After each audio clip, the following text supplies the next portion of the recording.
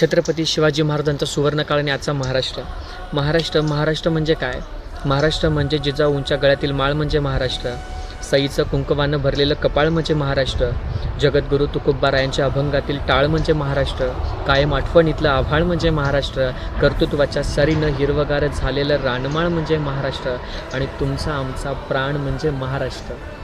खरं तर या महाराष्ट्राची अवस्था आज काय चालू आहे? सगळे टायरवाले केरळचे, बांधकामवाले यूपीचे, गव्हाणवाले बिहारचे, सुतारवाले राजस्थानचे, हॉटेल सगळे दक्षिणात्यांकडे, ही सगळी पोरं ठेवून काम करतात, या महाराष्ट्रामध्ये येऊन काम करतात. याचं मुळीच वाईट वाटत नाही. पण आमच्या महाराष्ट्रातली पोरं कॉलेजच्या कट्ट्यावरती बसायचं, पिचकाऱ्या मारायचं, नाहीतरी कुठल्या तरी भाईच्या पाठीमागं फिरायचं, याच्या पलीकडे काही करत नाहीत. त्यांना माहिती असलं पाहिजे आपण या महाराष्ट्राच्या मातीमध्ये जन्मलं. या महाराष्ट्राच्या मातीचा इतिहास कुण्या आयऱ्यागऱ्याने लुंग्या खैऱ्याने बनवलेला नाही आहे. या महाराष्ट्राचा इतिहास घडवला आहे शाहिरांच्या टाफांनी, घोड्यांच्या टापांनी, ढगाच्या गडगडाटांनी आणि डोंगराच्या हिरव्या शालीन आणि सह्याद्रीच्या नालीनं. सुखानं मरतो म्हणून घोडखिंडीचं पावनखिंड करणारा बाजीप्रभू काय? मानेवरती तीक्ष्ण अडोका असताना सुद्धा बचेंगे तो और भी भिडेंगे म्हणणारा दत्ताजी शिंदे काय?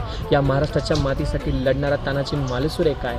या महाराष्ट्राच्या मातीमध्ये असे कित्येक संत होऊन गेले ज्यांनी आपल्याला शिकवलं कसं बोलायचं, कसं वागायचं. हे एवढा मोठा अथांग इतिहास आपल्या पाठीमागं असताना आपण हे सगळं विसरत चाललो आहे आणि महाराष्ट्र कुठंतरी हरपून चालला आहे. या गोष्टीची जाण आपल्याला असली पाहिजे. जय जय महाराष्ट्र माझा, गरजा महाराष्ट्र माझा.